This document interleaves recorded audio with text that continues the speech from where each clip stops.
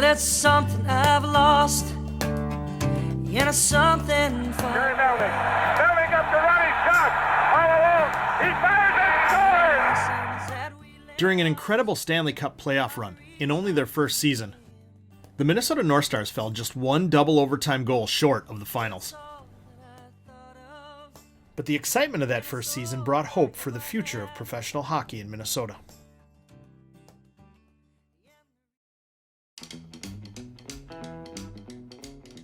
That offseason, Blair traded with Montreal for forwards Claude LaRose and Danny Grant, giving up future first-round draft picks for each. He also traded the unhappy Dave Ballone, who had been the team's #1 pick in the expansion draft the year before. Ballone had temporarily quit the previous season after disagreements with Blair.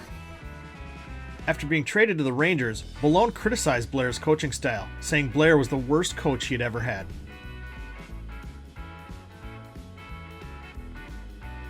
Blair also signed Lou Nanny to his first full-time professional contract. He also signed center Danny O'Shea and traded Bob Wojtowicz to the Penguins. The North Stars won their season opener at Oakland, but a slow start caused speculation that Blair would step aside from coaching. On October 26th, the North Stars played the Rangers at Met Center in front of 14,000 fans. They were outshot 45-19 and lost 3-0. One of those goals was scored by former North Star Dave Ballone. After that game, Blair decided he was best suited for the front office. Just 7 games into the season, Blair announced he would be stepping down as coach and named John Muckler, coach of the Memphis farm team, as his replacement. On November 6, 1968, John Muckler would be on the bench as his first official game as coach, a 1-0 loss to the Maple Leafs. Muckler's North Stars won 3 of their first 5 games, 2 against Eastern Conference teams. But things didn't improve under Muckler. Blair and Muckler felt some of the players weren't giving full effort and threatened to suspend Mike McMahon, Andre Boudria, and Bill Goldsworthy. Goldsworthy was sent to Memphis. McMahon and Boudria were fined instead. Eventually, McMahon was benched, and he would be sent to the team's Cleveland affiliate for 2 weeks. Goldsworthy would be called back up before Christmas, but McMahon stayed in Cleveland through the holidays. On January 8th, Blair recalled McMahon from Cleveland without informing his coach, which left Muckler frustrated about the way the situation was handled. During that time, the North Stars went 14 straight games without a win. After a 3-1 loss to the Blues on January 19th, John Muckler was fired, and Blair resumed coaching duties. Muckler's tenure lasted 35 games.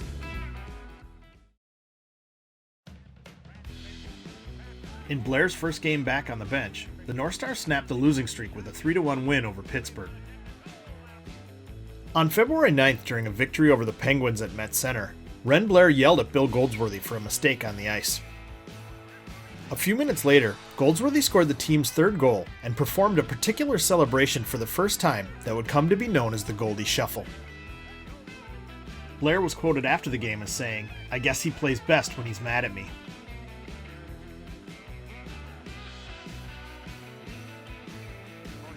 Minnesota made a late run, going 9-8-7 over the next 24 games, and moved out of the bottom of the standings.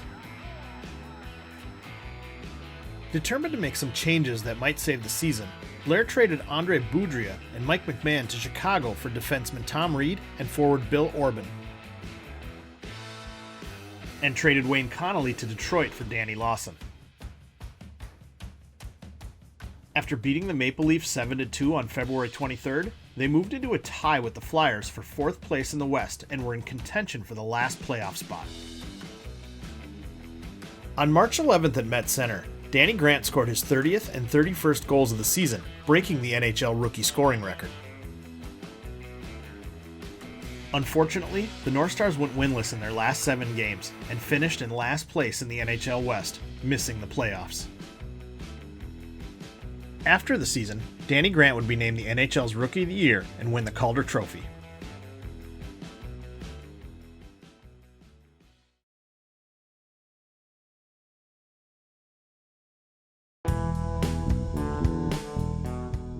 Shortly after the season ended, Ren Blair traded a first-round pick to Boston for right winger Tommy Williams and defenseman Barry Gibbs. Williams was from Duluth, and he was one of only 2 Americans in the NHL at the time. He was also the first Minnesotan to play for the North Stars. Gibbs was known for his hard-hitting defensive style of play and led the Central Hockey League in penalty minutes the season before.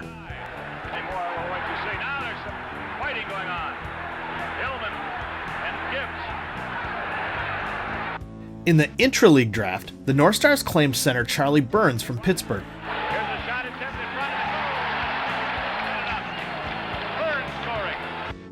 Ren Blair also continued searching for his coach. After 2 months of negotiations with 4-time Stanley Cup winning coach Punch Imlach decided not to take the job, citing family reasons. Blair also met with Bernie Boom Boom Jeffrion, who was the former coach and current assistant GM of the Rangers. But he would turn down the offer as well. Blair promised training camp would be tougher this year, with 2-a-day practices and evening calisthenics. On October 1st, 1969, the North Stars played the Blues in an exhibition game at the historic Eveleth Hippodrome. The Blues beat the North Stars 2-0, but the game was held as a fundraiser for establishing a United States Hockey Hall of Fame.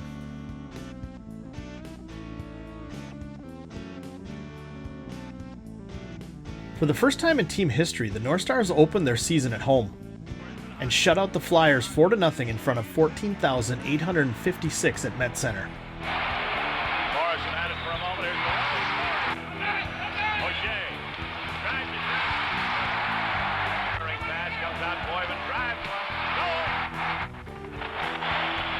The North Stars began the season with the goal of being more aggressive, and in the first month of the season, they led the league in penalty minutes.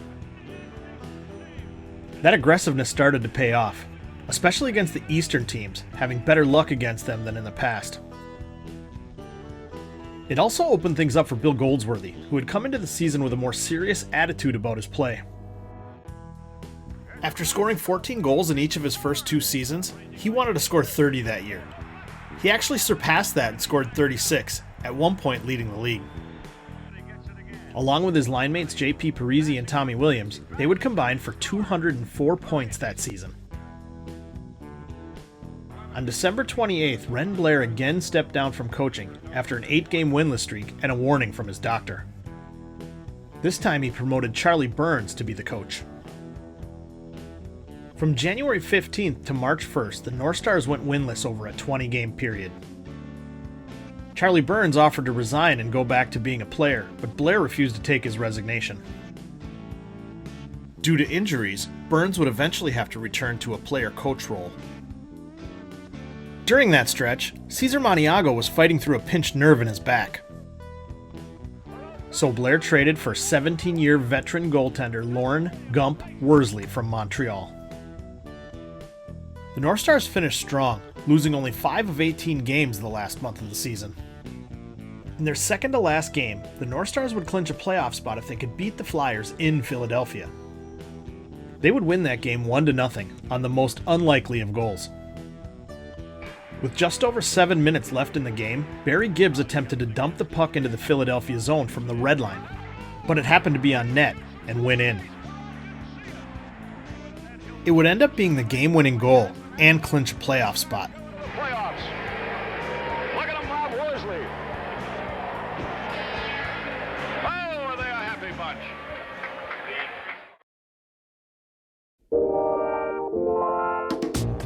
They would end up facing the St. Louis Blues in the quarterfinals of the Stanley Cup playoffs. Minnesota dug themselves a hole in the first 2 games of the series. St. Louis owned the first period of both games, scoring 3 goals in the first period of Game 1 to win 6-2. And the 2 goals they scored in the first period of the second game would be all they'd need, winning 2-1.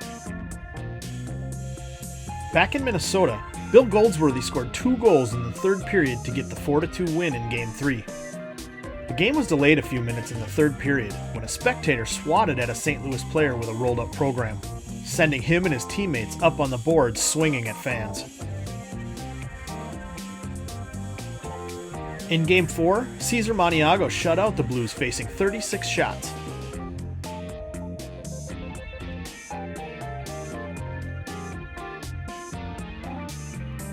And following a second period brawl, Claude LaRose scored a breakaway goal coming out of the penalty box.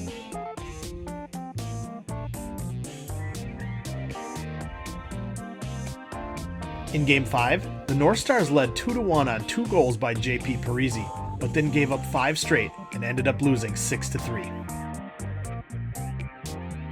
Facing elimination in Game 6, it wasn't clear if the North Stars were playing St. Louis or infamous referee Bill Friday.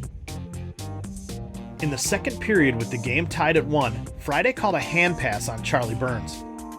Team captain Claude LaRose got a misconduct penalty for arguing the call.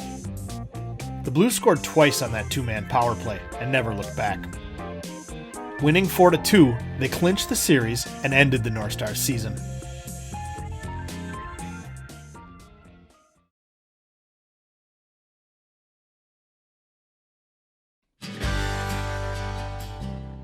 In June of 1970, Blair hired Jack Gordon as the next coach of the Minnesota North Stars. Gordon had been working as the general manager of the North Stars' AHL affiliate Cleveland Barons. Charlie Burns would return to playing full-time and was given a new contract. Gordon wasn't the only new face in town, and many of those new faces came to Minnesota via Montreal. Blair traded Claude LaRose, the team's third leading point scorer, to Montreal for right-wing Bobby Rousseau. They acquired defenseman Ted Harris from Montreal in the intra-league draft, and traded Billy Collins to Montreal for center Jude Drouin. He also traded with Toronto for center Murray Oliver. Blair was starting to take some heat for those trades, trading away players like Ballone and Connolly the year before, and trading away so many of the team's future draft picks. The league experienced some changes too. The addition of the Buffalo Sabres and the Vancouver Canucks caused a divisional realignment and shifted the Chicago Blackhawks to the west. After the first month of the season, the North Stars were 1 game over 500. But tragedy would strike the North Stars family once again. In November, Tommy Williams' wife Emily was found dead in the car in their garage. After laying his wife to rest and seeing to their 5 children, Williams returned a week later and scored the winning goal in a game versus St. Louis. But he struggled mentally and felt that it was affecting the team. He considered giving up hockey, but Blair talked him out of it. But his struggles continued, and he was at odds with Jack Gordon about his effort, at one point telling Gordon to trade him if he didn't like it. At the end of February, Williams was traded to the Seals.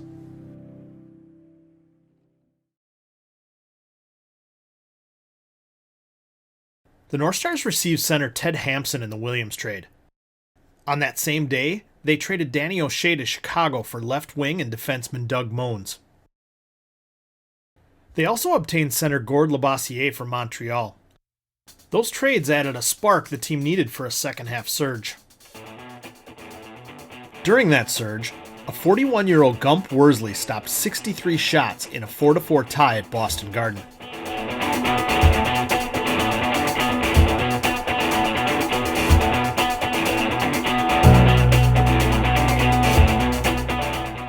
After career highs in goals and points the year before, Bill Goldsworthy only had 6 goals through the first half of the season.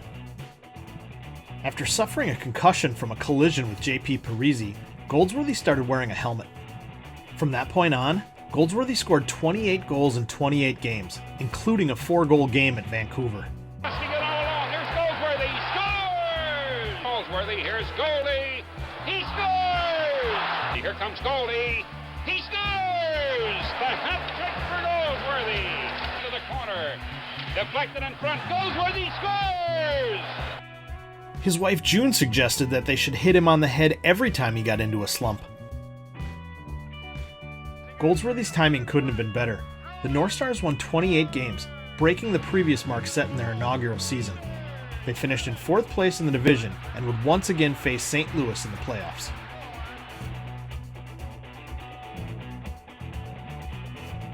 The North Stars almost let Game 1 in St. Louis slip away.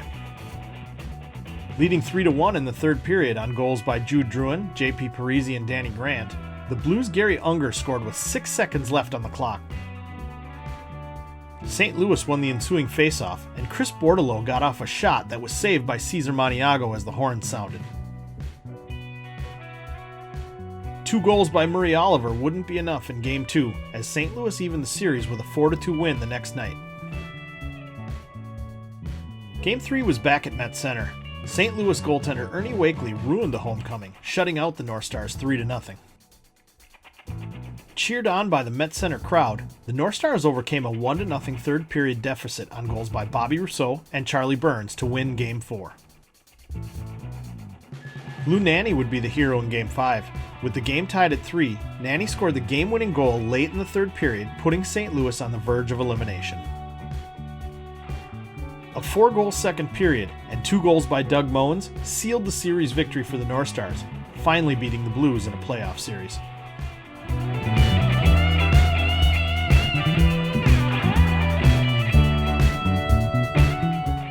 The semifinals would be a bit of a reunion for players on both teams, as Minnesota would face the Montreal Canadiens.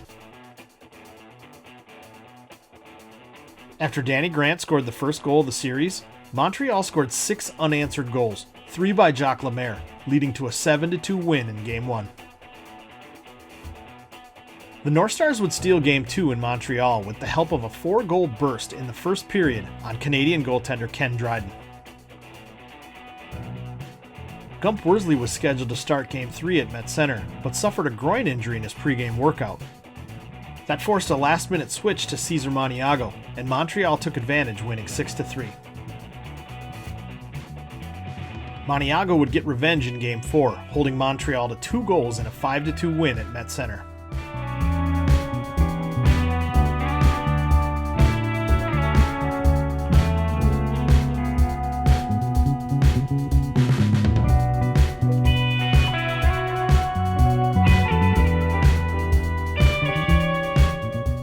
Back in Montreal for Game 5, Minnesota was down 2-1 in the third period, but the Canadiens scored 4 straight goals to put the game out of reach and put the North Stars on the brink of elimination. Game 6 ended in controversy.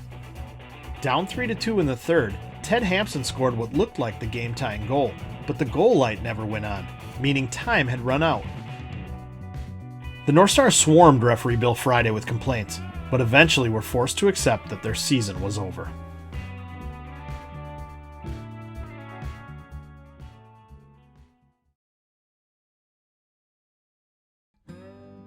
Heading into the 1971-72 season, the North Stars traded for center Dennis Hextall, who had 52 points with the Seals the previous season. They sent Bobby Rousseau to the Rangers for right-wing Bob Nevin, and obtained the rights to some Minnesota natives. Defenseman Bob Paradise from St. Paul and center Gary Gambucci from Hibbing were acquired from Montreal. They drafted Minnesota Gopher center Mike Antonovich from Calumet.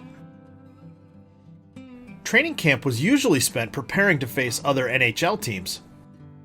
But on the horizon was a new challenger, not just to the North Stars, but to the entire NHL. In early 1971, rumors began to circulate of a new professional hockey league forming called the World Hockey Association. The league was founded by Gary Davidson and Dennis Murphy. Davidson and Murphy previously formed the American Basketball Association as a challenge to the NBA. They guided that league to enough success that the NBA agreed to a future merger. To attract players, they planned on offering higher salaries and would not use the reserve clause, meaning players could become free agents. A group of St. Paul businessmen, led by Lewis Kaplan, were interested in bringing a WHA franchise to Minnesota. Kaplan had operated the IHL St. Paul Saints from 1959 to 1965. At the league's organizational meeting in September 1971, they put up the $25,000 entry fee and were awarded a franchise to begin play in 1972. The financial corporation was called the Midwest Saints, but a contest was held to decide the team's official name. Gophers coach Glenn Sonmore would be hired as the team's coach and general manager. On December 13, 1971, at his introductory press conference, the team's name was also revealed, the Minnesota Fighting Saints. This wasn't the first time the NHL had faced challenges from competitor leagues.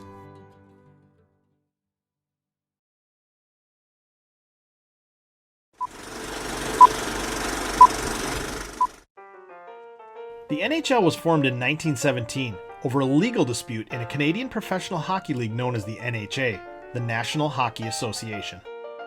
One of the teams in the NHA, the Toronto Blue Shirts, was owned by a man named Eddie Livingstone. Livingstone didn't get along well with some of the other league owners.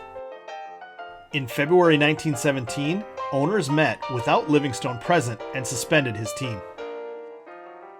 Livingstone sued, and during the legal battle, the 4 other teams decided to form their own league without Livingstone. The Montreal Canadiens, the Montreal Wanderers, the Ottawa Senators, and the Toronto Arenas played the first season of the NHL in 1917 under the league's first president, Frank Calder. As the years passed, Livingstone tried to start new leagues. But every time he did, the NHL started or moved franchises to nearby cities to compete.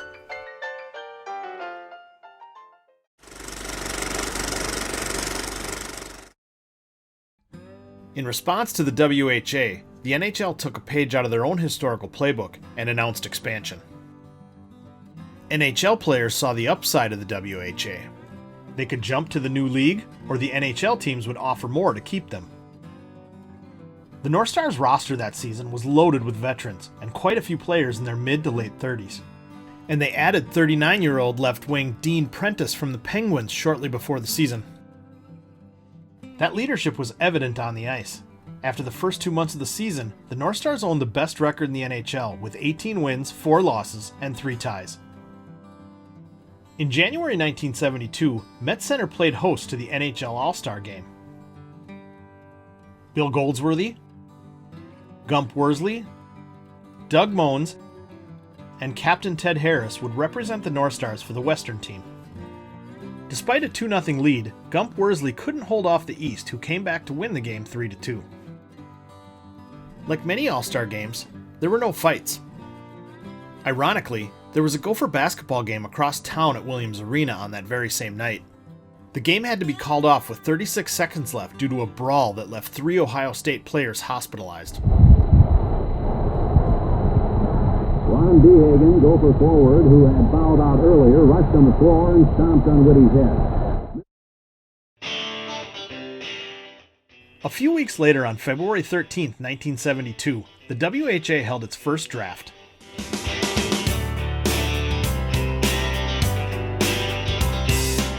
The Fighting Saints drew the number 1 overall pick and selected center Henry Boucha. Boucha was a hockey phenom. He led the small town of Warroad, Minnesota to the state high school hockey title game in 1969. He was also Native American, Ojibwe. But instead of signing with the Saints, he signed with the Red Wings of the NHL and would follow in the footsteps of other Indigenous players before him, like Buddy Miracle and Fred Sasakamoose. The Saints also selected Minnesotans Mike Antonovich and Bill Klatt. In the 70th round, the Saints drafted 39-year-old former Gopher and Olympian Wendell Anderson, who was serving as governor of Minnesota at the time.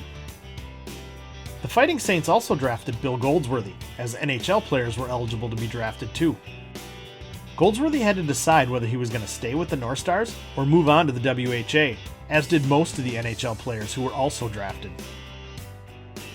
This forced Ren Blair to start signing players earlier than he normally would. And over the next few days, he re-signed Murray Oliver, Lou Nanny, J.P. Parisi, and Danny Grant. As the regular season wound down, the North Stars were cruising to a playoff spot. But in the second period of a March 12th game at Met Center, Gump Worsley took a shot from Toronto's Paul Henderson in the face and was knocked out cold, generating this famous photo. Gump was one of only 2 goalies left in the league who didn't wear a mask. The North Stars would finish the season with 86 points, 37 wins, 29 losses, and 12 ties, and in second place in the West. It would stand as the best record in franchise history until 1981. Those 37 wins also tied the record for most wins in a season by an expansion team, which was held by St. Louis, who they would again face in the Stanley Cup quarterfinals. All that veteran experience paid off in Game 1. Dean Prentice scored twice, and Gump threw a shutout at the Blues to take the series opener at Met Center. A record crowd of 15,674 showed up at Met Center for Game 2. Bill Goldsworthy scored in overtime to win the game 6-5 and take a 2-0 series lead. Even though they had the best record in franchise history that season, the North Stars struggled on the road, and Game 3 in St. Louis held to form. Jude Druin scored the only goal in a 2-1 loss. Game 4 hinged on a controversial call that may have changed momentum in the series. With the North Stars leading 2-0 in the second period, a second effort by J.P. Parisi forced Blues goalie Jacques Caron to carry the puck into the net, but referee John Ashley said he had blown the whistle before the puck had crossed the line. The Blues scored 3 straight goals and evened up the series. Game 5 would see another exciting finish in front of another record crowd of 15,706 at Met Center. Down 3-2 in the third, J.P. Parisi would tie up the game 3 minutes into the period, and Jude Druin scored what would be the game winner a few minutes later. Gump Worsley had to leave Game 6 when his head got knocked into the goal by the Blues' Bob Plager. Worsley was replaced by Cesar Maniago, but the North Stars ended up losing 4-2. Maniago got the start in Game 7.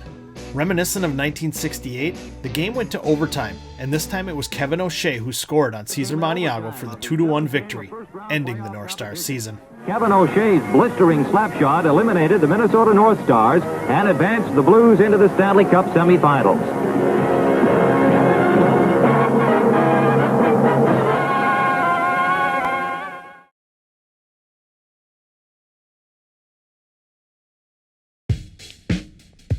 Shortly after the series with the St. Louis Blues ended, the North Stars would be competing for players with the WHA. Cesar Maniago was rumored to be negotiating with the LA Sharks, and Ted Harris was considering signing with his hometown Winnipeg Jets, but both would eventually sign with the North Stars. Ted Hampson was lost in the expansion draft to the New York Islanders, but he would end up signing with the Fighting Saints.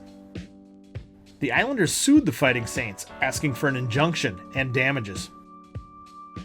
Hampson would be cleared to play before the season, but in response to this and other lawsuits against WHA teams, the WHA filed a $48 million antitrust lawsuit against the NHL. That summer, one of the higher-profile WHA signings occurred in St. Paul, although it wasn't with the Fighting Saints. The Winnipeg Jets offered Bobby Hull a $1 million contract to leave the Chicago Blackhawks and play in the WHA. On June 27, 1972, Hull would sign that contract worth over $3 million at the Minnesota Club in St. Paul.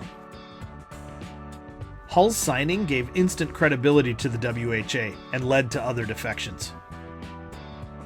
In a perhaps hastened reaction, the NHL announced 2 more expansion teams in Washington and Kansas City that would begin play in 1974. Just down the road from the Minnesota Club, the Fighting Saints were making preparations for their first season. They sponsored a race car on the Trans Am circuit. The Fighting Saints Javelin was driven by Bill Collins of West St. Paul. In addition to signing Ted Hampson, Glenn Sonmore filled the Saints roster with former North Stars Wayne Connolly and Mike McMahon, and quite a few players that were from Minnesota. Goaltender Jack McCartan from St. Paul and Mike Antonovich were 2 of the first to sign. They also signed defensemen Dick Paradise and Frank Sanders from St. Paul. Right wing Bill Klatt and left wing Len Lillyholm from Minneapolis. Lillyholm had also helped plan the designs for the Civic Center. They also signed goaltender Mike Curran from International Falls and center Keith Christensen, who played high school hockey in International Falls but was born in Canada. The Fighting Saints would play the first half of their season at the St. Paul Auditorium while the Civic Center was being built next door. Their first game would arrive with great fanfare.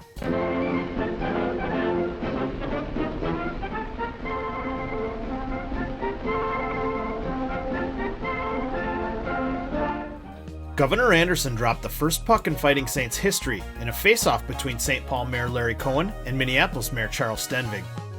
Hockey Town, USA, St. Paul, Minnesota.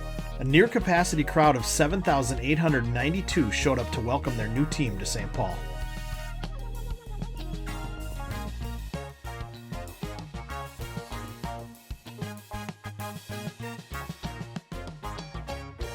Unfortunately, the Saints would lose to the Winnipeg Jets that night 4-3. Wayne Connolly would score the first goal in Fighting Saints history. Bobby Hull didn't play in this game, as his legal battles weren't resolved yet. We're here to give you some very entertaining hockey, and I know you'll be proud to be part of the WHA. The Saints would get their first win a few nights later, beating the Chicago Cougars 3-2. The crowds at the Fighting Saints games were different. One spectator said that Saints fans dressed differently, wearing what they called Sears best. Another said Saints fans came to see hockey, not to be seen. On January 1st, 1973, the Fighting Saints would play their first game in their new arena, the St. Paul Civic Center. The Civic Center was unique in that the boards were made of clear glass.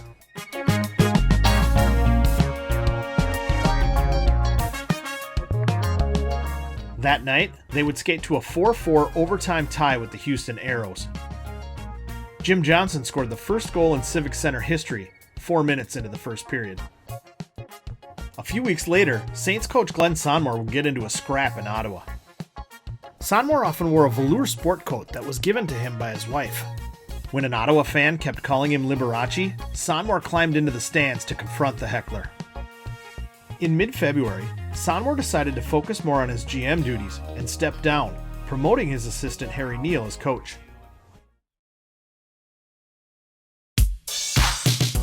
Despite the upstarts across town, the North Stars went about their business and training camp was held at Met Center for the first time. With Chicago losing Bobby Hull to the WHA, hopes were higher that the North Stars could win the West. But age and experience was starting to catch up with them. Gump Worsley pulled a groin muscle early in the season.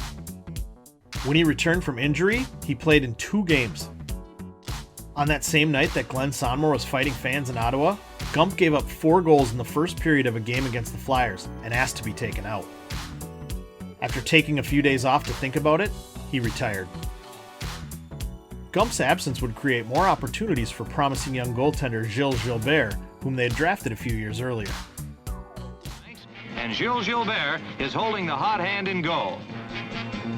But Gilbert turns him around and the shot goes across the goal mouth. The North Stars would again finish in second place behind the Blackhawks and tied with the Philadelphia Flyer Broad Street Bullies, who they would face in the quarterfinals of the Stanley Cup playoffs. The Saints were still fighting for a playoff spot. After losing the last game of the season to the Alberta Oilers, both teams finished in a tie for 4th place in the WHA West. That forced a 1-game tiebreaker in Alberta that the Saints won 4-2 and advanced to face Bobby Hull and the Winnipeg Jets. On that same night the Saints beat Alberta, the North Stars were opening their Stanley Cup quarterfinal playoff series in Philadelphia. Cesar Maniago shut out the Flyers in Game 1. Dennis Hextall, Dennis O'Brien, and Jude Druin all scored for the North Stars, leading to a 3-0 victory. O'Brien shoots and scores. Juin moves in, shoots and scores. And the brilliant goaltending of Cesar Maniago. In Game 2, the Flyers replaced the national anthem with Kate Smith's recording of God Bless America, which Philadelphia only used on special occasions, always resulting in wins. Gilles Gilbert would get the start, but lose 4-1 in a penalty-filled game. Back at Met Center for Game 3, Maniago would again shut out the Flyers, and Danny Grant had 2 goals in the 5-0 Minnesota victory. The Flyers would return the favor the next night, blanking the North Stars 3-0 and evening the series at 2 games apiece. Game 5 was back in Philadelphia, and the North Stars took an early lead on a Danny Grant first-period goal. The Flyers would score 2 to take the lead, but Bill Goldsworthy would score the equalizer late in the third. In overtime, Philadelphia's Gary Dornhofer would score the game winner. In Game 6, Bill Goldsworthy would open the scoring late in the first period, but Philadelphia scored 4 unanswered goals to take the series.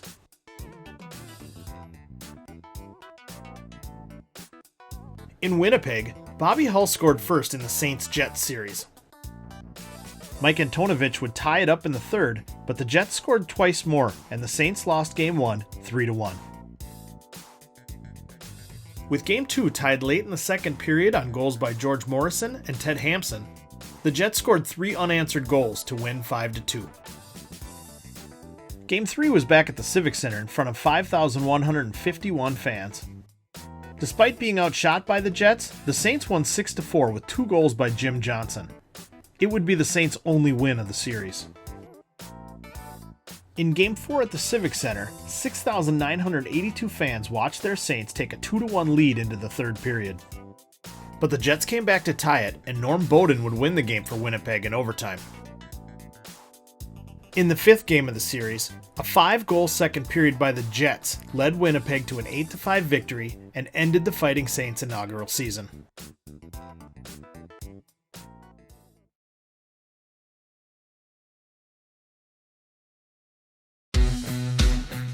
In the offseason, the North Stars renewed the contracts of both Ren Blair and Jack Gordon.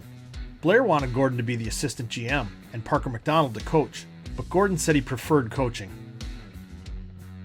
After watching his team play in the Stanley Cup playoffs without him, Gump Worsley had a change of heart and decided to return. With Worsley returning, Blair felt more comfortable parting with young goaltender Gilles Gilbert, who was traded to Boston for center Fred Stanfield. It was also decided that Charlie Burns wouldn't return, and he was offered a player-coach role on the New Haven farm team. The North Stars started out winless in their first 11 games. They only lost 8 games at home all year the previous season. But they would match that mark by the first week of December. Even though the team wasn't playing well, Bill Goldsworthy was having one of the best starts of his career, scoring 5 goals and 3 assists in the first 7 games. After a 5-0 loss to Boston at Met Center, Cesar Maniago was openly critical of Ren Blair, saying Blair was taking the on-ice decisions out of Jack Gordon's hands. In addition to the on-ice product not playing up to its potential, finances were an issue. With the increased payroll, the team was having trouble paying their mortgage.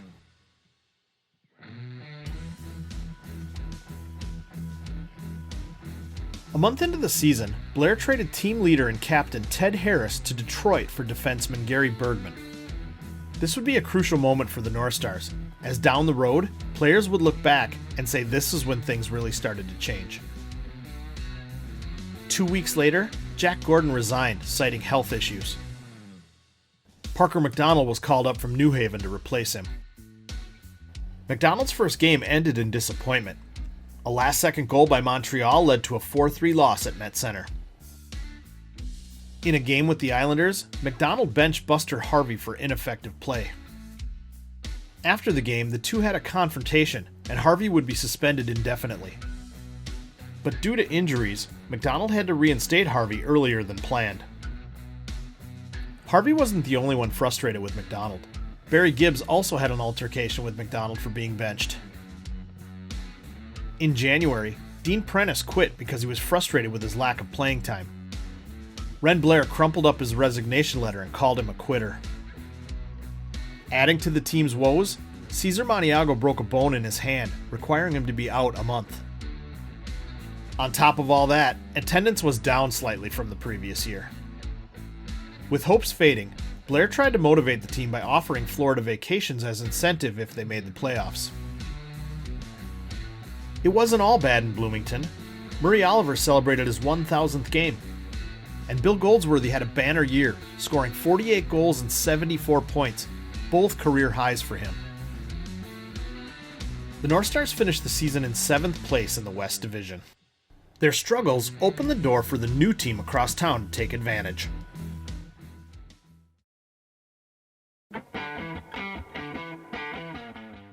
In their first season, the Fighting Saints were one of the lowest goal-scoring teams in the league. So that offseason, they signed scorer Mike "Shaky" Walton, who had 53 goals with Boston the last 2 seasons. And Mike, I have gone out on a limb and kind of predicted that you'll be close to that 50-goal mark this year. What are your feelings on that? Well, I sure hope so, Harry. It's going to be a big season, and I'm looking forward to it. And I think if I don't score 50, I'm going to be disappointed in myself, and I don't want that. So I think I'm going to have a great year. It's said that he inherited the nickname Shaky from his father, who had a tendency to give a head fake when deking out an opponent. It was also rumored the nickname was because of his unpredictable behavior. The Saints also added goaltender John Garrett and extended coach Harry Neal. Even though they never played each other, the Fighting Saints would go head-to-head with the North Stars for attendance on quite a few occasions. The first time the Saints outdrew the North Stars was on October 6, 1973, an exhibition game. The Saints also got the opportunity to show off their new arena by hosting the WHA All-Star Game. Mike Walton had a hat trick and was named MVP. It was also his 29th birthday. While scoring comes rarely, fighting comes naturally. The Saints were starting to live up to their fighting nickname. In a game against the Cougars in Chicago, fans were upset about a tripping call and began harassing players and coach Harry Neal. The fans pushed on the glass, Neal began pushing back, and the entire team joined in the melee, swinging their sticks over the glass at spectators. In Quebec, a disallowed goal was overturned by referee Pierre Bellinger after some persuading by the Nordiques. In protest, Harry Neal threw chairs and sticks onto the ice, getting ejected. Neal would be suspended, and Jack McCartan would take over coaching duties for those 2 games. Neal's short fuse may have been due to some of his players being benched for missing curfew the night before. One of those players, Rob Walton, who was Mike's brother, was traded a few days later. While one Walton brother was being traded, the other was leading the Fighting Saints back to the top of the standings. With an 11-game unbeaten streak, the Fighting Saints finished in second place behind the Houston Aeros. Mike Walton had 57 goals that year and 117 points, winning the WHA scoring title. But oddly enough, with all that success, the Saints were losing money too. They weren't drawing enough fans to break even. Struggling to pay the players in March, St. Paul attorney Wayne Belisle covered the payroll and bought the team. Not only were the Fighting Saints and North Stars competing for fans, both of them were competing with the college team in Dinkytown. Herb Brooks' Gophers had won their first NCAA championship that spring. With the Gophers' exciting season now complete and fans craving more postseason hockey, the Fighting Saints filled that void facing the Oilers, now called the Edmonton Oilers, in the first round of the WHA playoffs.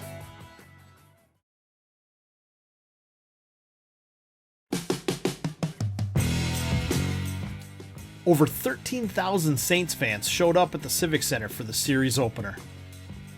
The Oilers were up 1-0 when, according to the Edmonton Journal, Mike Walton took a dive over a stick, and the Oilers were penalized for tripping. Murray Heatley would score on the power play to tie it up. And 30 seconds later, Walton scored what would be the game-winning goal. Led by 2 goals from John Arbor, the Fighting Saints held on for an 8-5 win in Game 2. In Game 3, Bob McMillan and Bill Klatt each scored 2 goals to help the Fighting Saints win 6-2 and take a 3-0 lead in the series. Edmonton would get their only win of the series in Game 4. The Oilers held the Fighting Saints scoreless until the final minute of the game, when Wayne Connolly scored on a power play. Mike Walton had his 8th hat trick of the season in Game 5. With Minnesota leading 5-2 in the third, Edmonton scored 2 goals late, but goaltender John Garrett held on for the 5-4 win. After eliminating the Oilers, the Saints advanced to the Western Division Finals against the Houston Aeros. The Aeros had signed 46-year-old Gordie Howe that season. Hockey's all-time leading goal scorer fulfilled one of his biggest dreams that day by signing on with the same team as his 2 sons, Mark and Marty. Before that series, Sonmore called up enforcer Bill Goldthorpe from the Syracuse Blazers for a 5-game tryout. According to beat writer John Gilbert, there were a few games Goldthorpe dressed for warm-ups just to threaten and intimidate Howe and his sons and make the Aeros think he was playing. The Fighting Saints won Game 1 at Sam Houston Coliseum on an overtime goal from Mike Walton. And they managed to keep Gordie Howe in check by shadowing him with Gord Machine Gun Gallant, who had led the league in penalty minutes that season. In the second period of Game 2, Gallant got into a scrap and accidentally hit the referee with his stick, getting himself ejected. On his way off the ice, a fan punched Gallant in the face.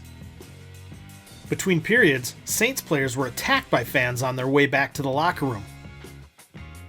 Gallant later said, "I heard a commotion. so I opened the dressing room door and there was a riot going on between fans and our players. The Saints held off the fans, but not the Arrows, and lost 5-2. With the series tied, Game 3 was back in St. Paul.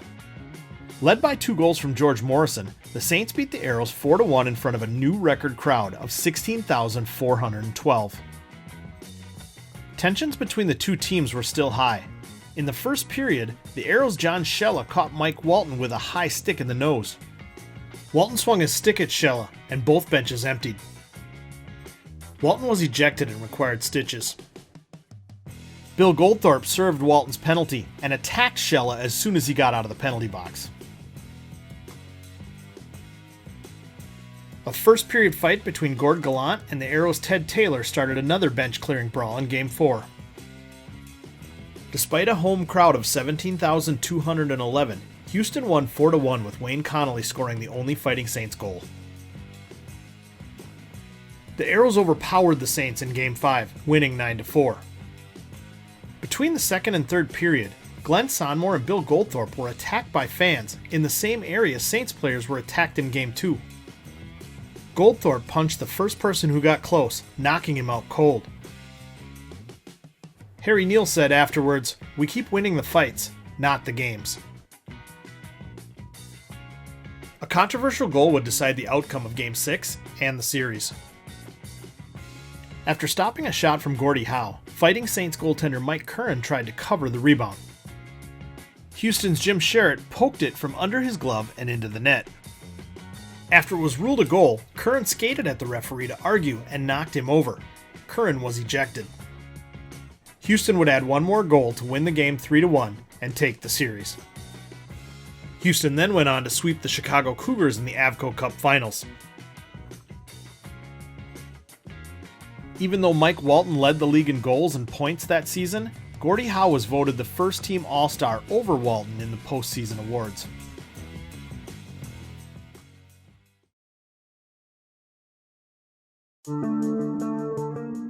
A few weeks after the North Stars' 73-74 season, team president Walter Bush asked Ren Blair to resign. Blair refused and asked for one more year. Bush wanted immediate changes, so Ren Blair was fired and Jack Gordon would take over as GM and coach. Gordon later admitted to the Minneapolis Tribune's Sid Hartman that the real reason he resigned the year before wasn't because of health reasons. It was because he couldn't work with Blair and wanted to make his own decisions about who to play. Gordon had a busy summer. Team points leader Dennis Hextall was flirting with signing with the WHA. Once Gordon took over, he was able to get Hextall signed. In addition to signing Hextall, Gordon traded Buster Harvey and Jerry Byers to Atlanta for left wing John Flesch. He signed Bill Goldsworthy to a new contract. And with the retirement of Gump Worsley, this time for good, they drafted goaltender and Eveleth native Pete Lopresti.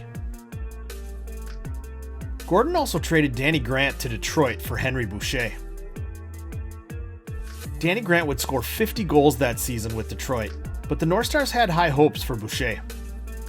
Sees Henry Boucha on his left. Boucha shoots and scores! As part of a settlement negotiated between the NHL and the WHA the season before, the two scheduled interleague exhibition games with each other.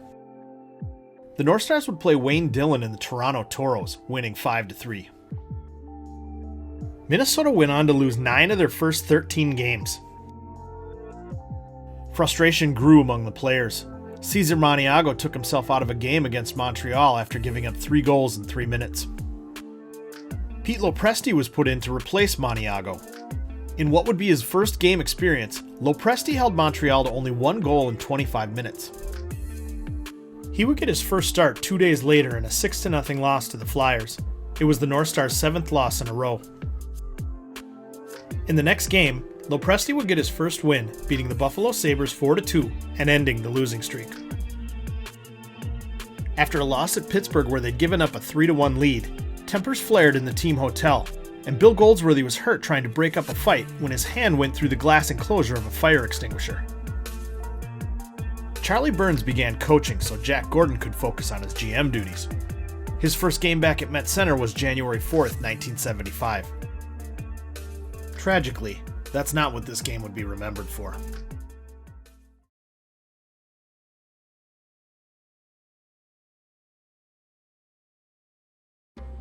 Henry Boucha and Dave Forbes of the Boston Bruins had gotten into a scrap in the first period and were given penalties. Words were exchanged in the penalty box, and when they were let out, Forbes skated up to Boucha and hit him with the butt end of his stick. On that night, January 4th, after an incident with Forbes earlier, we had gotten into a fight in the corner, and then we had a 2 and a 5. Actually, we spent 15 minutes in the penalty box. Play had stopped, and then we happened to come out of the box at the same time, of course, and I looked at him to see if there was going to be any problems, and didn't appear to be. I looked over at the bench to Jack Gordon, and as I turned back around here, he had come up behind me and hit me with a stick, and didn't really know at that time how devastating, that the injury actually was. I don't remember, being on the ice or being carried off on the stretcher. I kind of came to in the locker room, and when they closed the cut up, it started bleeding through my eyes, so they immediately went ahead and called an ambulance and brought me to Methodist Hospital, and they really didn't know what to do at that point. They wanted to let the swelling go down. I had about 30 stitches, but actually blew the whole bone out on my bottom and damaged all the muscles around the eye, and it was just a tremendous disappointment and very, very difficult to go through. Dave Forbes was indicted for aggravated assault by a Hennepin County grand jury. It was the first time an NHL player had been indicted for on-ice conduct. Forbes pled not guilty, but was suspended for 10 games. It was the longest suspension handed down since 1955, when Rocket Richard was suspended the rest of the season for a stick-swinging incident. Walter Bush didn't feel like the suspension was long enough. The Bruins thought it was too much and threatened to boycott the All-Star game. Boucher returned to the ice in late February, but he was having trouble seeing. He also started showing up late to practices. Eventually it became a problem, and he was suspended.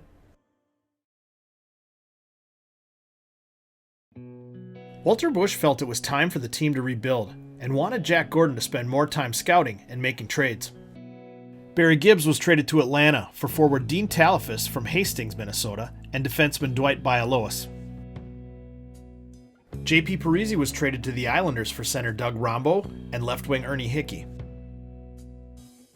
Jude Druin was also sent to the Islanders for right wing Craig Cameron, and Fred Stanfield was traded to Buffalo for left wing Norm Gratton and right wing Ron Zanussi. Walter Bush knew that starting over meant the team would take some lumps, and they did. With attendance dipping slightly, they took some lumps in the pocketbook as well, losing $150,000 that year, and were unable to make payments on their loans. But the Saints were struggling financially too, and would lose an estimated $1.5 million that year.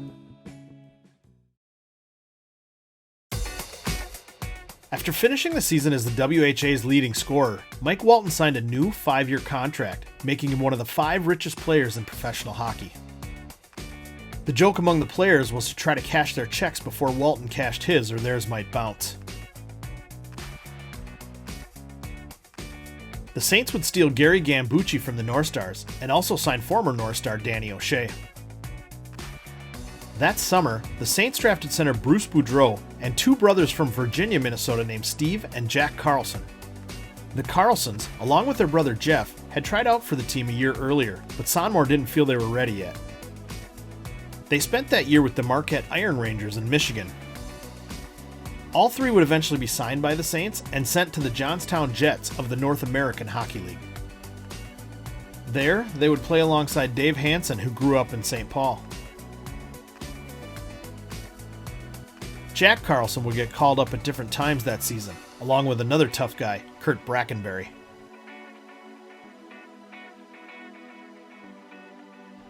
The Saints started their season winning only 5 of their first 15 games. In November, after a 6-2 win at Toronto, the team would begin to turn things around, at one point winning 6 in a row. And along the way, chaos seemed to follow. In a February game with the Mariners in San Diego, a fan threw a beer at Mike Walton. He scored shortly after and celebrated by doing a little dance for the Mariner fans. Someone then threw a foreign object, hitting Walton in the eye. The Saints purchased the contract of Minnesotan Bill Butters from the Maple Leafs. Butters is remembered for challenging the entire Colorado College team to a fight during his time with the Gophers. He played his first game with the Saints at Cleveland against the Crusaders. A Crusader fan dumped a beer on Coach Harry Neal. Neal and some of the players went into the stands after the culprit. According to the Minneapolis Tribune, no serious injuries were reported, but one fan claimed that Minnesota defenseman Bill Butters bit him on the hand. Along with winning came an increase in attendance. On February 12th, 12,194 Saints fans came to Gordie Howe night at the Civic Center. That same night in Bloomington, 12,569 watched the North Stars lose to the Islanders at Met Center. Even a spring blizzard couldn't stop a record crowd of 13,304 Saints fans from getting to the Civic Center on March 23rd. The Saints beat Edmonton 4-2 that night, but that wasn't their only victory. They outdrew the North Stars, who were at Met Center playing the Islanders, to a 3-3 tie in front of 12,601. A week and a half later, Fighting Saints fans would shatter that record. A crowd of 17,312 attended the showdown between the Saints and the Phoenix Roadrunners. The Saints would lose that game, but clinch a playoff spot because of a Winnipeg loss. The Saints would face the New England Whalers in a quarterfinal series that was marred with fights both on the ice and off.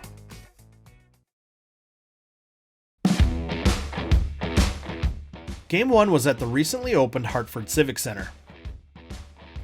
Minnesota held off a late rally by New England, winning 6-5 on goals from 5 different Saints, including 2 from Wayne Connolly. The night before Game 2, Gord Gallant missed the team's midnight curfew. When he got back to the hotel, he was told that Coach Harry Neal wanted to see him. When Neal opened his door to let Gallant in, Gallant sucker punched him. The two scuffled. Assistant coach Jack McCartan would jump in to break it up. Neal would end up with a black eye and 8 stitches. Gallant was immediately suspended and sent home on a plane the next day. Game 2 was just as rough. There were a record 39 penalties for 217 minutes. Most of which came during a second period brawl, which also set records for penalty minutes, and featured a battle between Jack Carlson and Nick Fotiu that would earn Fotiu his first loss in a hockey fight. Mike Walton got a 10-minute misconduct for shooting a puck at a referee, which carried into the overtime. Rick Lee would score the game-winning goal, giving the Whalers a 3-2 win and evening the series. The airlines mistakenly booked both teams on the same flight back to Minnesota. John Gilbert wrote, "There was no way to hide the welts and bruises and black and blue marks that covered Fotiu's face." Fighting Saint Fran Huck nicknamed the series the Balance of Terror, in reference to the number of enforcers on a team versus the number of finesse players. The Whalers had not beaten the Saints in St. Paul in the entire history of the WHA. 9 games. Game 3 would make it 10. The Fighting Saints easily won 8-3, but only 10,509 showed up, which was disappointing for team owner Wayne Belisle. 2 nights later, it looked as if the Whalers' Civic Center losing streak would continue. The Fighting Saints held a 2-1 lead in the third period on goals by Gary Gambucci and Wayne Connolly. But the Whalers scored 4 straight goals to win 5-2. Heading back to Hartford, the Saints were ready to brawl if necessary. But by this time, the Whalers knew they were outmuscled. The Saints took Game 5, 4-0. John Garrett got the shutout, and Fran Huck scored the first 2 goals. One man. We're only checking one man when we're too slow to get in there to check 2. And the tip-off is when they get behind the net. Game 6 was back in Minnesota. John Garrett stopped 32 shots, and Mike Walton had a hat trick to lead the Fighting Saints to a 6-1 victory and take the series 4-2. After beating the Whalers, the Saints advanced to face the Quebec Nordiques in the semifinals. Game 1 was played at the Quebec Coliseum. Minnesota was looking to play aggressive, but the Nordiques finessed a 4-1 win, with Mike Walton scoring the only goal for the Fighting Saints. In Game 2, Walton scored twice, leading the Fighting Saints to a come-from-behind 5-3 victory. After the game, the bus company that was transporting the team back and forth refused to bring the Saints to the airport and confiscated the team's equipment because of an unpaid bill from a previous trip. Wayne Belisle had to write a personal check and was forced to add interest and legal fees to put the matter to rest. Game 3 was back at the Civic Center, and Quebec hammered the Saints 6-1, with Ted Hampson scoring the only goal for Minnesota. In Game 4, Fran Huck tied the score with an exciting backhand goal after splitting two Quebec defenders. The Saints added two more, winning the game 4-2. There were rumors that 5 players were out past curfew the night before Game 5, and it showed on the ice, with the Saints losing 6-3. Facing elimination in Game 6, Gary Gambucci opened the scoring in the first period, and Jack Carlson would score his first goal in the playoffs. But Quebec would win the game 4-2, ending the series and the Fighting Saints season. On their way back to the locker room after the game, as the team turned one direction, Mike Walton went the opposite direction and walked outside in his skates and full uniform. He got into his car, which was parked on the street behind the Civic Center, and drove to a bar that was co-owned by Wayne Belisle. Belisle was disappointed with attendance, which averaged just over 10,500 for the 6 home playoff games. Even though the attendance was higher than years past, it wasn't enough to make a profit, and the Fighting Saints were still struggling financially.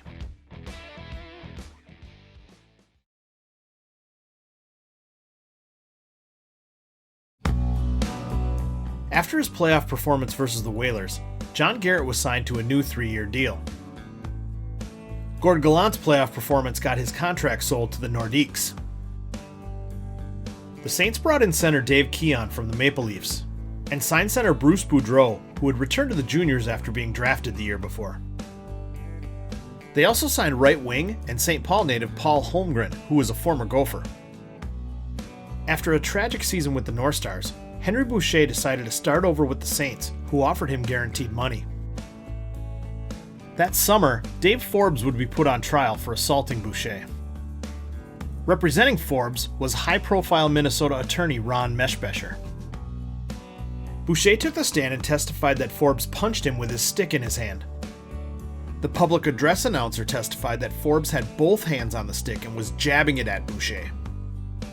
NHL President Clarence Campbell testified that Forbes was looking for a way to get back at Boucher. Forbes himself took the stand and argued that hockey was a game of intimidation. He said that Boucher had sucker punched him in the initial fight and that if he didn't retaliate, it would have given Boucher a psychological advantage. In the end, witnesses couldn't agree on exactly what happened. The trial ended in a hung jury and the charges were eventually dismissed. It was the first time in the US that an athlete had been brought to trial for conduct during a game. In August, Boucher would undergo a third eye surgery. And later that season, he would sue Forbes, the Bruins, and the NHL.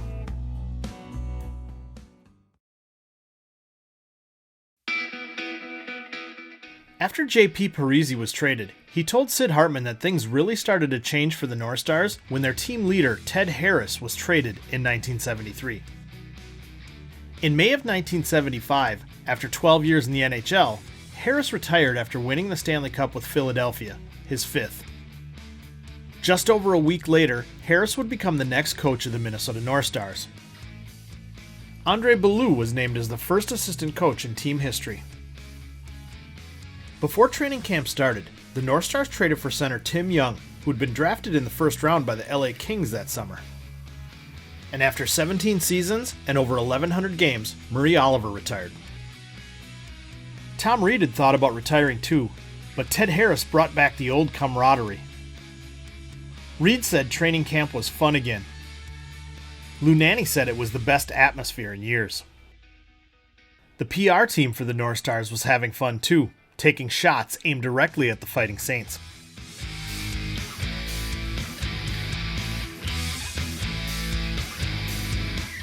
But the Saints could take a punch and even fight back.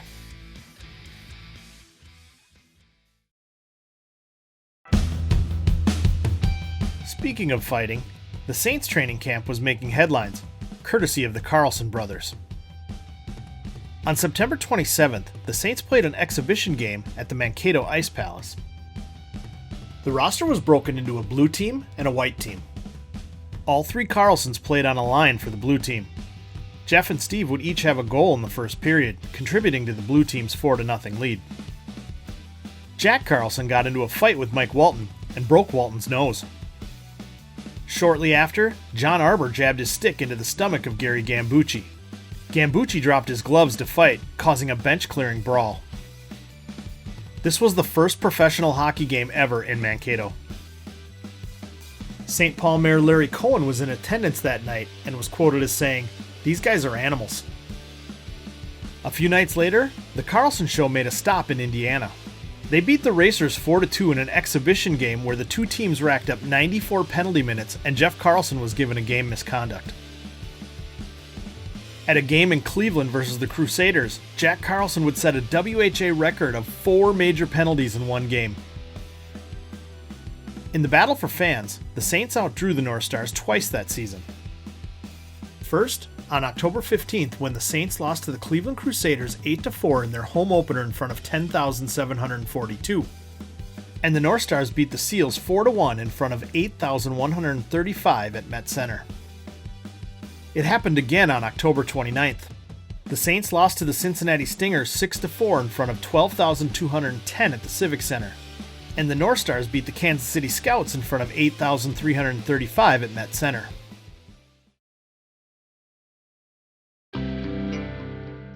In November, Wayne Belisle took majority control of all interests and claimed the Fighting Saints were financially sound.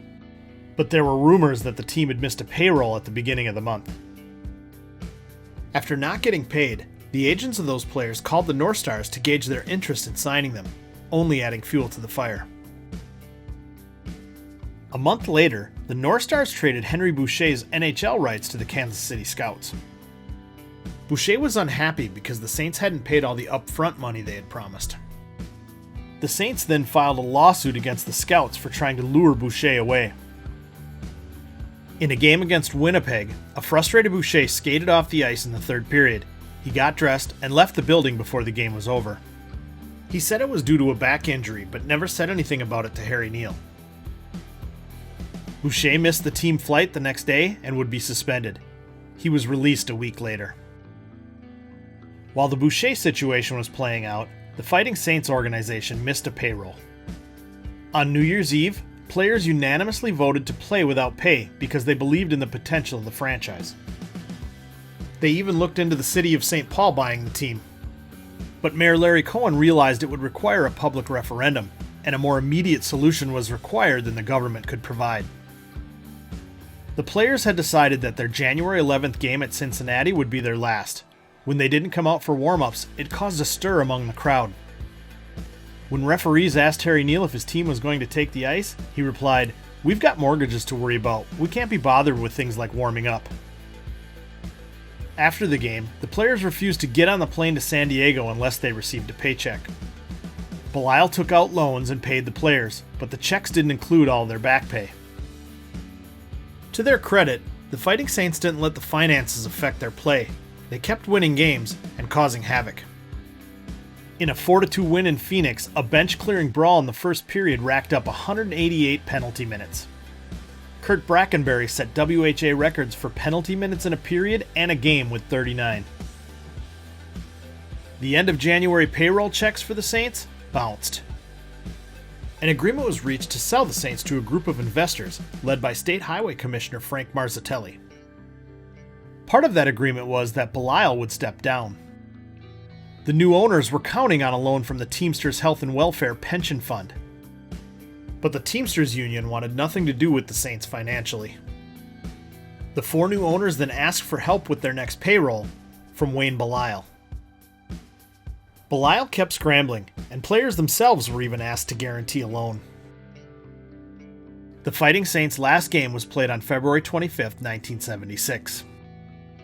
Mike Walton, John Garrett, and Paul Holmgren didn't show up because they were negotiating with the NHL teams that held their rights. The Fighting Saints fought till the very end, losing that night 2-1 in overtime to the San Diego Mariners in front of 6,000 fans at the St. Paul Civic Center. But Wayne Belisle had one last trick up his sleeve. But it was only guaranteed to keep the team afloat for 2 more games. 13 players agreed to the proposal, but WHA rules stated that a team must have 17 players to compete. Glenn Sonmore had arranged to get some of the Johnstown players to meet them in Cincinnati. The next day, only 6 players showed up at the airport. Those 6 voted to fold the team. When Belisle showed up with the checks, they informed him of the decision. A group of 50 Fighting Saints Booster Club members had made the bus trip to watch the team and didn't find out until they arrived. They ended up watching the Houston Aeros replace the Saints in the game against the Cincinnati Stingers, and according to the fan club president, drowned their sorrows.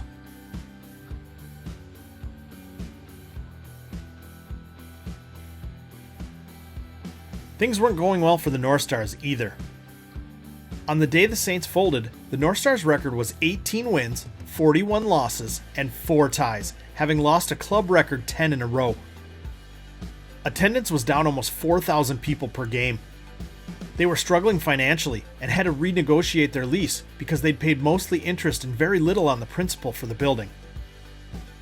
Cesar Maniago was growing increasingly frustrated.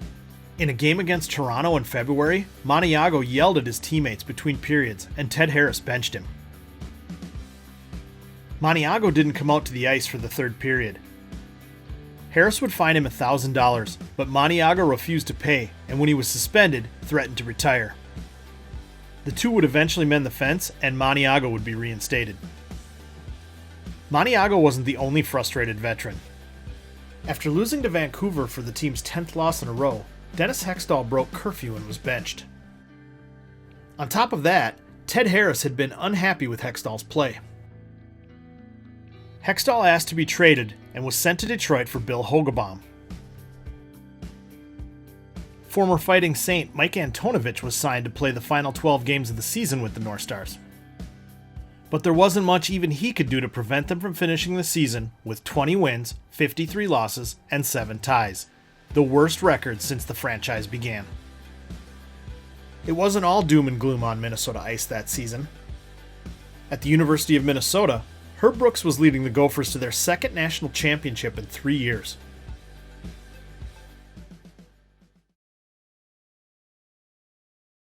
In the summer of 1976, the California Seals and the Cleveland Crusaders would move to new cities. And those relocations would have a direct impact on the Minnesota North Stars and their future. In the early 1970s, the California Golden Seals were owned by Charles Finley, who also owned the Oakland A's baseball team. Finley's Seals racked up last-place finishes and financial losses. Not wanting the Seals to fold while they were facing competition from the WHA, the NHL purchased the franchise back from Finley in 1974. The NHL owned and operated the Seals until 1975, when they were sold to San Francisco businessman Melvin Swig.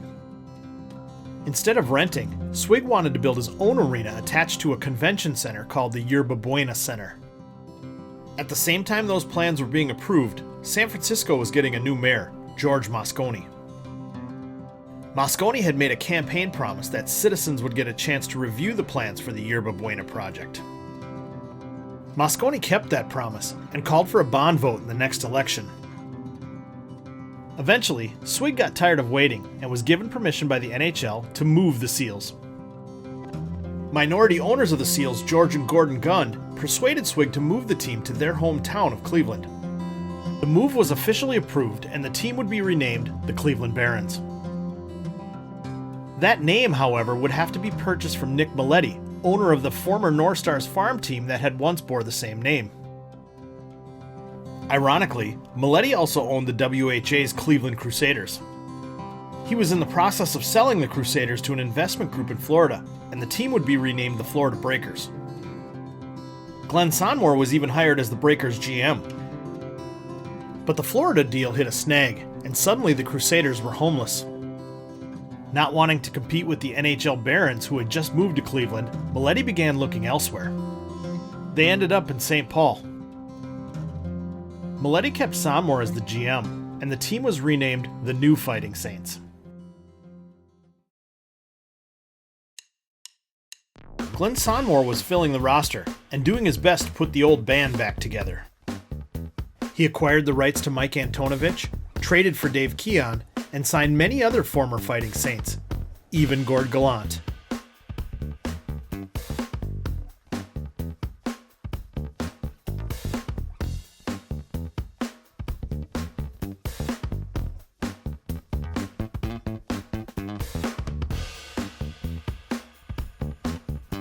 Their jerseys were even the same, except for the color, which was now red. On October 10th, 1977, they beat the Indianapolis Racers 4-1 in front of 7,587 in their home opener. Just like the other Saints teams, they would be a competitive hockey team. Also like the past, they struggled financially. They couldn't afford their rent, and the Civic Center accused the Saints of breach of contract. The Saints sued the St. Paul Chamber of Commerce for not living up to their commitment of buying 4,000 season tickets. In December, Nick Maletti would try to sell the team and even threaten to fold the franchise. An agreement was reached with recently elected Mayor George Latimer. The Saints would get $200,000 from St. Paul banks and the Chamber of Commerce if Maletti dropped his lawsuit. But that was only enough to keep the Saints in business until the end of the month. The New Fighting Saints played their last game on January 14, 1977, beating the Indianapolis Racers 9-5 at the St. Paul Civic Center. During that time, the WHA All-Star Game was held in Hartford. Fighting Saints goaltender Louis Levasseur had to pay his own way there. He was named MVP. 3 days later, on January 20th, 1977, the New Fighting Saints would officially fold. A month after the Fighting Saints' second collapse, the movie Slapshot was released. It was a film about the wild antics of a minor league hockey team called the Charlestown Chiefs. Many of the characters in the film were based on players from the Saints and their farm team, the Johnstown Jets. The wildly popular Hanson brothers are based on the Carlson brothers. Steve and Jeff Carlson actually acted in the movie. Dave Killer Hanson took Jack's place because Jack was still under contract with Edmonton during filming. In the movie, the Charlestown Chiefs were having financial issues just like the Saints. A similar situation was playing out in Cleveland with the Barons. Players had not received game checks and threatened to go on strike. The NHL didn't want the Barons folding, so they bailed them out with a loan that would keep them alive until the end of the season. After finishing in last place, Mel Swig sold his interest in the team to the Gunn brothers. At Met Center, the roster rebuild continued, and the North Stars were getting younger. They drafted forward Glenn Sharpley and signed right wing Alex Pyrus, who they had drafted in 1975. Technically still a rookie, Minnesotan and left wing Steve Jensen would see more ice time that season too. They also signed Swedish center Roland Eriksson, the first European to play with the North Stars. Cesar Maniago was in the last year of his contract and would become a free agent before the season started, so the North Stars traded him to Vancouver for goaltender Gary Smith. Smith was unique and had a habit of removing his entire uniform and showering between each period. There was also a change in the front office. Gordon Ritz would take over as president, and Walter Bush would become chairman of the board. In their home opener, the new-look North Stars faced the Colorado Rockies, who were formerly the Kansas City Scouts. The North Stars beat Henry Boucha and the Rockies that night 4-1. It was one of only 9 games Boucha would play that season. The Rockies would suspend him in December, and he never played in the NHL again. A month into the season, Bill Goldsworthy was traded to the Rangers for right wing Bill Fairburn and defenseman Nick Beverly. Goldsworthy was the North Stars' all-time leader in scoring and points and the last remaining member of the original 1967 team. Goldsworthy scored in his first game against the North Stars. After the goal, he did the Goldie Shuffle and skated to center ice to pay tribute to the Met Center crowd. With all the new teams and realignments, the North Stars were now in the Smythe division and needed to finish in the top 3 to make the playoffs. They began the last month of the season in 4th place. But they would win 7 of their last 15 games and finish in 2nd place in the division and clinch a playoff spot for the first time in 4 years. Tim Young set a franchise record for points with 95. Glenn Sharpley and Roland Eriksson finished the season with 25 goals each, and Steve Jensen had 22. That made the North Stars the first team in NHL history to have 3 rookies score 20 goals in a season. Minnesota would face the Buffalo Sabres in a best-of-3 preliminary round. Game 1 was in Buffalo, and the North Stars would lose a close one 4-2 with goals by Roland Eriksson and Tim Young. Game 2 was back at Met Center, in front of the biggest crowd in 3 years, 15,503. Buffalo scored early, and Ernie Hickey would tie the game midway through the first period. But Buffalo went on to score 6 unanswered goals, winning 7-1 and sweeping the North Stars in the best-of-3 series.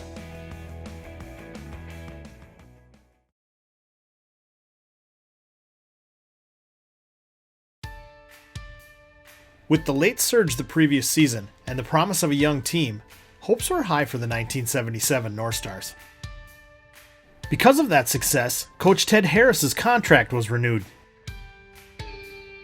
The North Stars struggled defensively the year before, and 5 of their draft picks that summer were defensemen, including Brad Maxwell.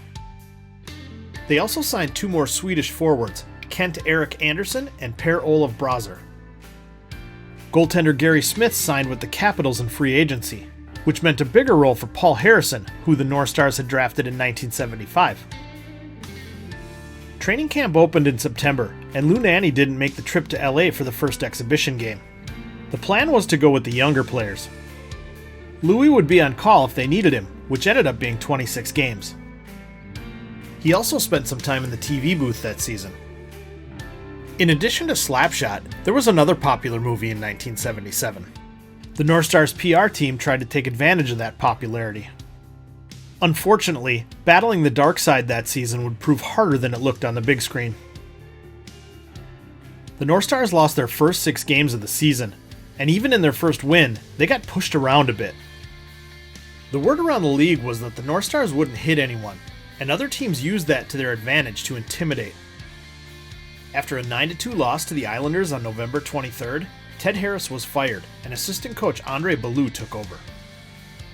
But that didn't change much for the North Stars, who won only 3 of 14 games in December and were giving up more goals than any team in the league. Frustration started to seep into the locker room, and tempers would flare when Glenn Sharpley and Jerry Engel got into a scuffle at practice. Sharpley was also publicly critical of Ballou's line decisions, and Jack Gordon for not making trades. Tim Young questioned the decision to let Ernie Hickey sign with the Kings, as well as criticizing the team's effort. With questions about the team's toughness and falling into last place in the Smythe, Ballou implemented 2-a-day practices, which wasn't very popular. After only 2 wins in the entire month of January, criticism fell on Ballou.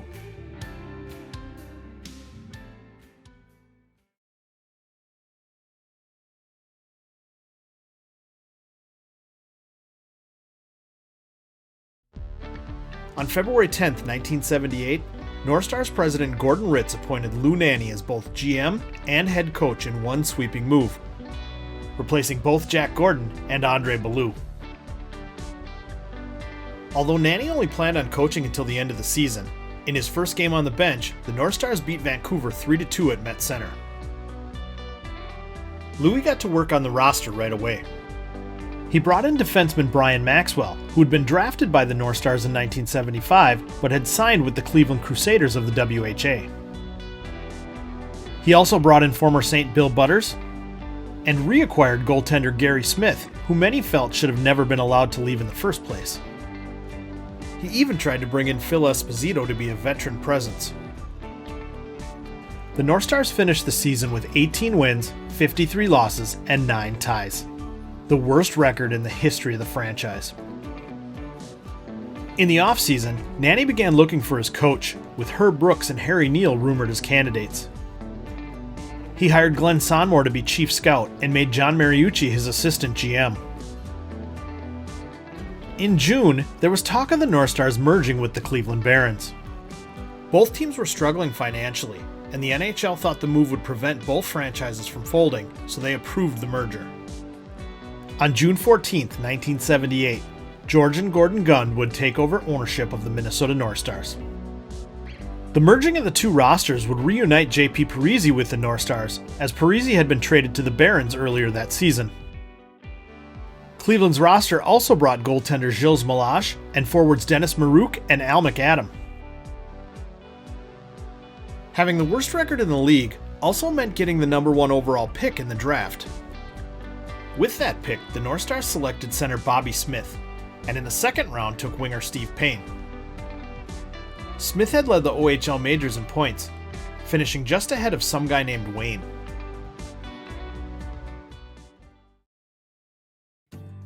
Hiring Lou Nanny had injected some much-needed excitement into the team and the fan base.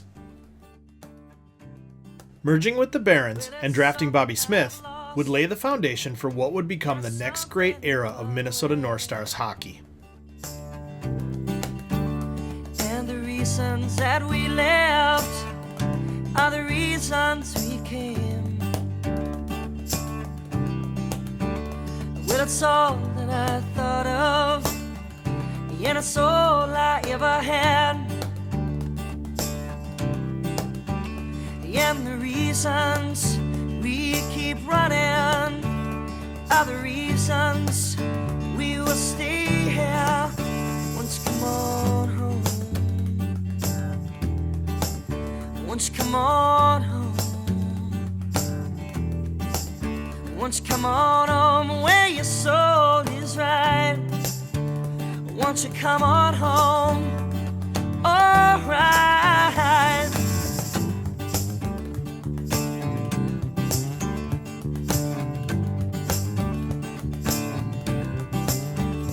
Won't you make me an offer that I can't refuse? All those many years pass by,